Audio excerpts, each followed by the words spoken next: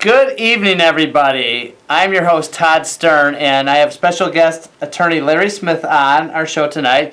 You are watching Credit Talk. This is a live call-in show. So if you have any questions, first of all, regarding credit reports, credit repair, legal credit issues, which Larry will get into in a little bit, call us now. Our lines do fill up fast at 312-738-1060. So first of all, let's talk. Larry's been on our show before. Many of you have seen him. Larry, explain to the viewing public out here a little bit about what you do and how you help consumers who have had issues. Well, I'm a lawyer, and I'm a consumer advocate lawyer. So we handle matters that involve consumer rights with laws such as the Fair Credit Reporting Act or the Fair Debt Collection Practices Act. Laws that affect consumers in the financial market every single day.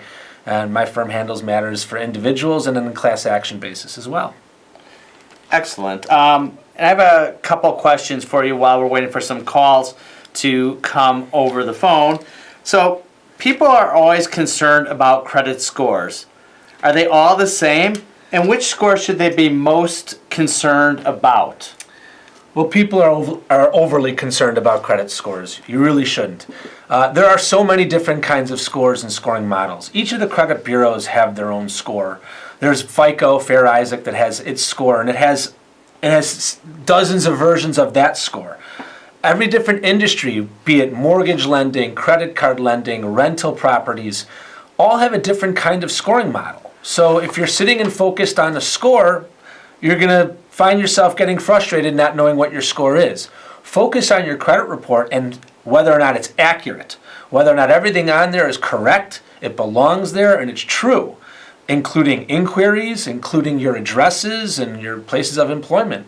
And if anything's not correct, then you need to dispute those things. And also, as we've mentioned, make sure your balances are below 30% of the credit limit. That's going to affect your score. But yes, everybody is all concerned about credit scores, which, yes, are important. But when I got into this industry almost 30 years ago, there was no credit scores. So it was just about good credit. So it's very important that you look at your credit report at least once a year to make sure there's no errors.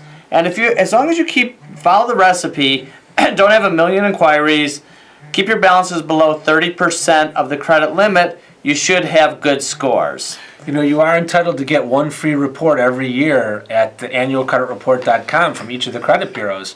I recommend that you do it more than once. You go once and go ahead and pay for it one time a year.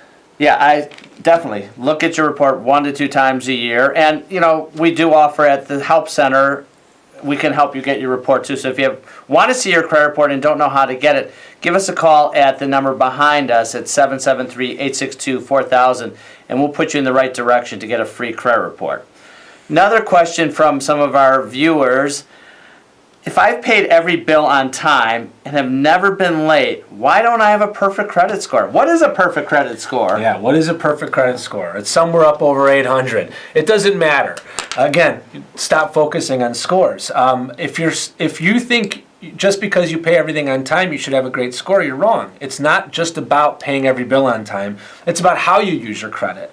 As Todd just mentioned moments ago, if you're over 30% of how much credit you have available to how much you use, you're going to have a problem with your score. You should use a little credit, keep your balances open. Different kinds of credit. If all you have are credit cards and nothing else, or if all you have is one mortgage and no credit cards, it's going to affect your score as well. So it's different kinds of credit. It's how much credit you use based up versus how much you have available to you. Those things factor in as well. Yep, and I've seen people when they open new credit, that will drop their score temporarily. Or actually, we had somebody call us today, and he was concerned about his scores. And he said, well, he was very limited on credit as well. And he said, well, I can pay that car note off and pay it off. I said, no, don't. I said, right now, you're paying on time. You don't have any lates on it. You pay that off, it's going to knock it out, and now you're going to have one less active trade line, and that's going to possibly lower your score. So the biggest concern with credit bureaus and scoring, obviously, we know, pay on time, keep your balances low, don't apply for 10 credit cards at the same time either. That's real important. Plus, that'll get you in trouble. Question for you, Larry. So there's the 3 credit bureaus, TransUnion, Experian, and Equifax. Are there any others? Yes. Oh. It's a huge industry. There's hundreds of others, and they're not all in credit reporting world. I mean, there's Innovis in the credit reporting world, and a lot of mortgage companies go to smaller private companies that are what we call resellers, and they actually buy the information from the main three and resell them information. But there's also other kinds of reports besides just credit that are considered consumer reporting agencies. There's background reporting companies, and there's dozens of them. There's companies that just report insurance information. There's companies that report whether or not you've made claims on insurance. All those things are things that are factored in and can be used like a credit report. And you've heard, I'm sure, of check systems. Check systems Tell everybody what that is. Telecheck. It's if you write a bad check, it gets reported. And that's something that shows up in a record. And if you go to open a checking account at a bank, they're going to run a check systems report to see if they should give you a checking account. And so if somebody's reported to check systems, how do they cure that? Well, again, if it's inaccurate, you dispute it. Check systems is just like a credit reporting agency that has to follow the law of if you write them a dispute or call them with a dispute, within 30 days they have to conduct an investigation into its inaccuracy. And if it is accurate, you have to pay it. There's no way around it because they're not going to open an account for you. Larry, I think we have a caller on the line. Hello, caller. Yes, I was calling to find out how do credit card holders get your information when they send you different they send you different amounts to get credit. Solicitations. Oh, solicitations, yeah. So if you ever look at your credit report, and I'm on live. Sorry? I'm on TV. If you ever look at your credit report in the inquiry section, you'll see a certain part of inquiries that called promotional inquiries. Those companies are not actually getting your credit report. They're buying a list from the credit bureaus. And your name or your background qualified on that list. And if you look at who's pulled it, and what day it was pulled, you could almost match that up exactly to the day that you got a solicitation in the mail from that particular credit card company. They're making what's called a firm offer of credit to you, and they're buying your name off of a list. They're basically saying to the credit bureaus, hey, who has this kind of score with you with no bankruptcies and this many credit cards? And that list goes out, and whoever is on that list is going to get a solicitation. Did you have caller any other questions? No. Okay. That's about it. Thank you. Thank you so much. Thank you. Well, Larry, let me ask you. That's actually it's a good lead into my next question. Can I limit who is allowed to look at my credit report, or can I opt out some way so I don't get all these solicitations, so they don't get the information on the promotional? There are promotional opt-outs. There are. The big concern is because promotional inquiries are not invasive. These are not people seeing anything about you. The real concern of your privacy are people who are pulling your credit report and seeing your credit and what you have and what your background is and what you're paying for your home and things like that. You don't want some people looking at that. Can you limit it? Absolutely. First of all, whoever's not one of your creditors, if you're not applying for credit with them or they're not a current creditor, then they shouldn't be looking at it and they can't look at it. And that's how you could limit it. Don't apply, don't have a certain creditor, don't agree to. Well, that's what I've always told. So basically, certain credit card companies will go to the credit bureaus and say, okay, we're looking for people with scores of 580 to 640. That's how they develop these lists. And that's how they get the solicitations. American Express wants people, 700 and above. And that's how they're going to get those. You're going to get those solicitations. But boy, I'll tell you, sometimes when it rains, it pours. I'll come home and I have 3-4 solicitations from credit cards. Now, remember, just because you have good credit, the temptation might be there. But don't get too many credit cards, as I've mentioned on this show before. 2 to 3 cards, that's all you need. And I'm not a fan of department store cards because what we've seen in the past, it leads to nothing but trouble. You get 5-6 cards, that means 5 or 6 bills, and people might forget to pay one. It gets lost in the mail, and then the problem is, so if I get the credit card statement, it gets lost in the mail, it gets to my neighbor. Now I call up Carson Pierce Scotts and I say, Mr. Carson's, you're showing me late, but I never got the bill. But it's not my fault I didn't get the bill. What are they going to tell me? You know you have a bill every month. Right. They're going to tell you. You know you have a bill every month. You know you have a bill every month. Now, but I've got, 6, 7, 8. I've seen people with 15 department store cards. How are they going to remember? They're not. Now, listen. As far as your credit report is concerned, what we're talking about is true. You know you have a bill, so if you don't pay it and you didn't get it in the mail, you're going to get a 30-day late in your credit report. But that's not to say that there's not a Fair Credit Billing Act out there that requires them to actually make sure you get it and to handle a dispute if you say you didn't. Now, is the excuse that I was out of the country and I told my cousin to pay the bill? Is that going to work? It's not going to work. I've heard that one. I've heard them all, and I tell the people too. They don't care. They care, but it's a system. It's a computer. It's nothing personal. If you're late, you're late. And that's why I've suggested before, a lot of banks, major credit cards will have a setup where basically, God forbid, something happens to you, as long as you have money in the checking account that it's attached to, it's going to draw the minimum amount. That way you'll never be late. I've talked to people that make millions of dollars and they got late payments. It's not that they don't have the money, but they forget. And I ask them, do you have it hooked up automatic debit? And they say no. So that's a problem. So, and I've suggested too, car payments, mortgage payments, whatever it might be, have the car finance company pull from your account. I don't like having the bank send the money to them because if something goofs up with GMAC taking the money from you, as long as you can prove to them, correct me wrong, that you had money in the account on that date, there was enough money, but they goofed up, then it's not your problem, right? Yeah. And here's another pitfall that, I don't know if it's apropos of the question, but be careful who you co-sign with. Oh, yes. Be careful who you co-sign with. So many people don't realize that you call yourself a co-signer and it means that you're not responsible for it. Or if that other person doesn't pay, you have some kind of chance to get out of it. You don't. Co-signing is the same thing as signing. It's serious business. It is. And if you don't trust this person, if you don't know this person is going to be able to handle this obligation for the duration of the entire contract, bow out. Don't get involved because it's going to hurt your credit. It's going to get you. You know who I hate to say it, who the worst people to co-sign for is?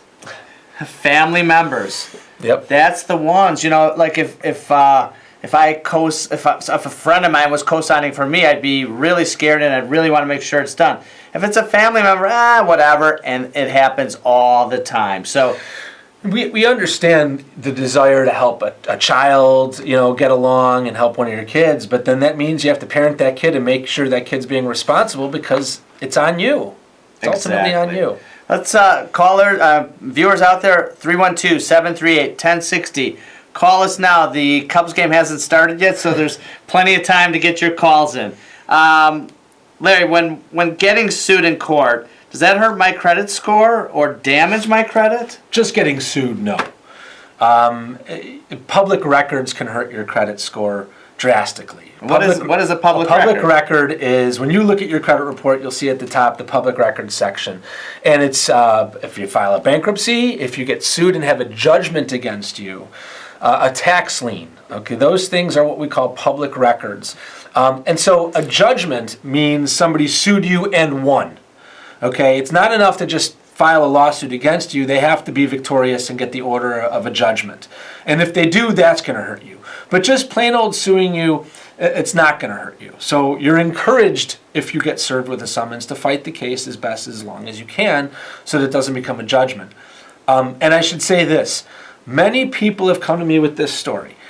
They've been sued. There was a judgment against them, but they were able to vacate the judgment because they weren't served properly, and they were able to show the court that they weren't served properly. They vacated the judgment, they went on and fought the case, and they won. But the credit bureaus never updated the judgment being vacated, and nobody ever told the credit bureaus to update that. If you are successful in vacating a judgment that was maybe improperly entered against you, you need to go get your credit report and dispute the judgment because it's going to be on there. And unless you tell them and show them the order and say, here's the order of court vacating that judgment, that's going to stay on there and hurt you for 10 years. Yeah. And we hear that all the time. We'll be reviewing somebody's credit report and they'll be like, judgment, where'd that come from? They never served me. What is with the servers? I don't get it. I mean, is it like the movies you see it, they throw it down on the ground and they consider you served? that what's going on? And Illinois law requires that there be personal service upon a defendant. That means that the person is actually face to face and actually has it touched upon them. They actually physically are taking it. And the process server is supposed to at first be a sheriff, and if the sheriff's not successful, you can then ask the court for permission to get your own private process server. They have to fill out an affidavit as the officer of the court saying that they did it. Unfortunately, I've seen a lot of these affidavits that say that they did it, and we are able to prove otherwise. That's what I think. Just one story that I'll never forget is a young woman saying that service happened in the middle of the week, like at 3 o'clock in the afternoon, and she was able to show me that she was at work that day, and the affidavit said that a mail was served at her home, and she said, the only male living in my home is my dog. Right. And I'm sure he didn't serve my dog. Right. So, we were able to establish that with the court by showing the court that on her lease she shows that she lives alone and that she was at work that day. And naturally the court had to vacate the order of service, had to quash the service and vacate the judgment. But will they go after her again is the question. Well, once they know that she's being represented by competent counsel, maybe they'll think twice about going forward with that case. Interesting. Let's go to our next call. Hello, caller. Hello? Hi. Okay, so I actually have this account that's not mine, and I tried to dispute it, so the credit bureaus won't delete it. So what can I do since it won't come off? Well, the Fair Credit Reporting Act is a law that requires that a reasonable investigation be performed into the accuracy of your credit report. So if you disputed something and you were able to show them that it wasn't accurate and they did a terrible job of investigating, if this particular item stays on your credit report and starts to cause you harm, for instance, maybe you can't get a mortgage, maybe you're trying to refinance a home and your broker's telling you or your loan officer's telling you that we're not going forward without this thing being removed. Well, that's a loss. It's a real financial loss that you're suffering, and it's also an emotional loss that you're suffering. And the Fair Credit Reporting Act provides you the legal right to go to court with an attorney and sue them for those damages. And not only are you able to recover those damages, you could recover punitive damages, and you do recover by law attorney's fees. So you don't have to worry about paying all this money for an expensive attorney. So it's not going to cost the consumer any money. It won't cost them money. If they're successful, it won't cost them money because they get paid by the case. And will the credit bureaus then delete it from the credit report, more importantly? Well, if they're wrong, they will. Right. If they're wrong, usually the lawsuit kicks off a slightly higher investigation where lawyers are involved and higher up people are involved, and now their concern is, hey, if this lawsuit's going to continue going on and we're going to leave this on this person's credit report, every single day it's there, this lawsuit could get bigger and bigger. We never know what's coming around the corner. And I do remember years ago, if you remember, actually somebody came to our help center that owned a big company, and one of his employees must have stole his information because they went and bought furniture, mattresses, and he was actually trying to refinance or get another loan against an apartment that he owned. And the banks turned him down because of that, because of his credit.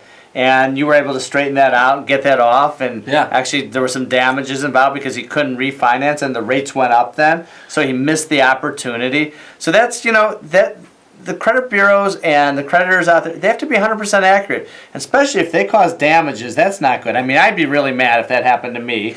Yeah, and here's the thing. They should be punished. And here's the thing: when you have something inaccurate in your credit report, and your lawsuit is going on, those account reviews that you see in your credit report, that's your own creditors taking a look at your credit.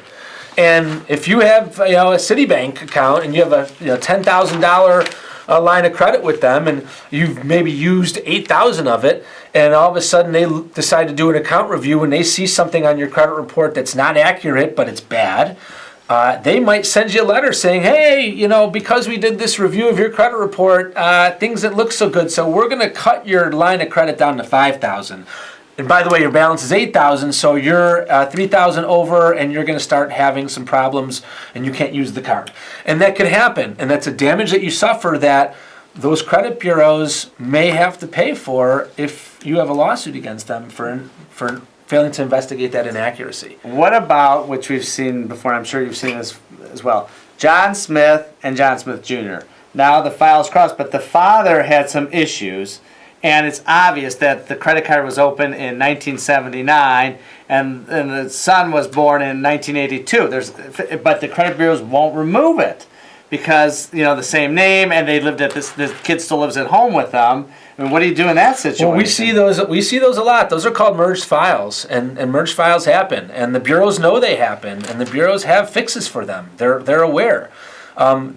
If they're properly alerted to a merged file, then they have the ability to do the right investigation and correct it. If they don't, right? And again, we've seen that sometimes they don't, and that bad thing that your parent might have done is on your credit report, and you can't get it removed, and again, you're getting damaged, and it might be time to take them to court. It just might be. What about collection agencies? Collection yeah, right. agencies? Your buddies. I've heard so many horror stories. They're calling the guy at work. They're talking to his boss. They're calling neighbors, I've heard. Cousins. I'll tell you. I've spent years and years handling cases in the Fair Debt Collection Practices Act for this kind of thing. And I'll tell you, President Obama put in the Consumer Financial Protection Bureau, the CFPB. And the first thing they went after were the debt collectors. And I've got to tell you, and this is important for your audience, so much of that has disappeared. So much of those phone calls have disappeared that if you're getting a phone call and they're calling your neighbor and they're saying these crazy things to you that they're going to be serving you with a lawsuit in moments and you committed a crime or whatever, that's phony. Those are not real companies. Those are scams, and there is a lot of scams out there.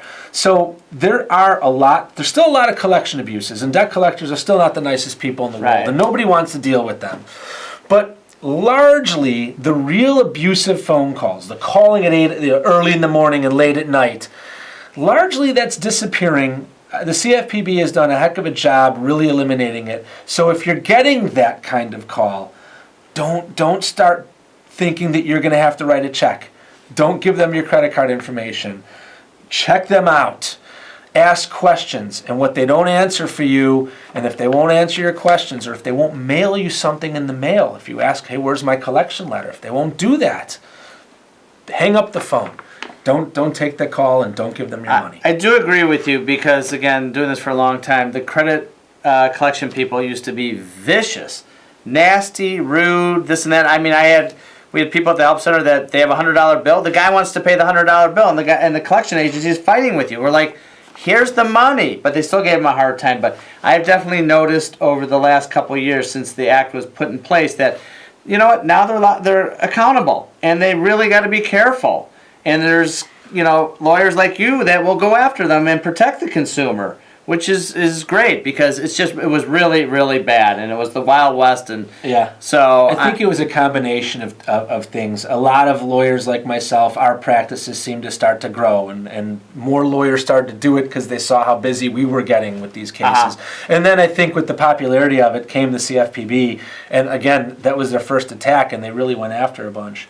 So with that, it really seemed to mellow out the callers. I've listened to a lot of these recordings, and I've had clients call me and say, oh, they've said these terrible things to me, and then I've gone and I've gotten the recordings, and I'm like, no, they really didn't say those things to you.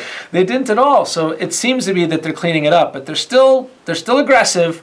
They're still going to come after you. They'll still put it on your credit report, whether you like it or not. They still might not give you a chance to fix it before they put it on your credit report. So Larry, we've got about a minute left here. I just want to, people always ask about credit scores, so I just want to show what is a good credit score. So the scale here, 300, I've never seen a 300. I've seen 580, which is not good. Our viewers, you want to be in that high 6s, mid 7s. So anything past 740 is very good. And I always tell people, too, that once you're past that 740, a 760, a 770, it really doesn't matter. Anything above that 740, you're doing good. So again, keep your balances in check. Check your credit report a couple times a year, and you'll be okay. So I do want to thank our special guest, Larry Smith, for joining us tonight. If you weren't able to get through or don't want to discuss your situation on TV, which we have a lot, call us at the number behind us at 773-862-4000, and you can leave your voicemail. Give us a call, and we will get back to you, because last week we got back into the help center the next day, and there must have been 15 voicemails. So I understand, but leave us a voicemail. So we want to thank everybody for watching. It's a big night if you're out of state watching us streaming live. The Cubs are in the World Series. So game 1, we're going to win it. And this will be history. So thank you very much for watching, and have a great night.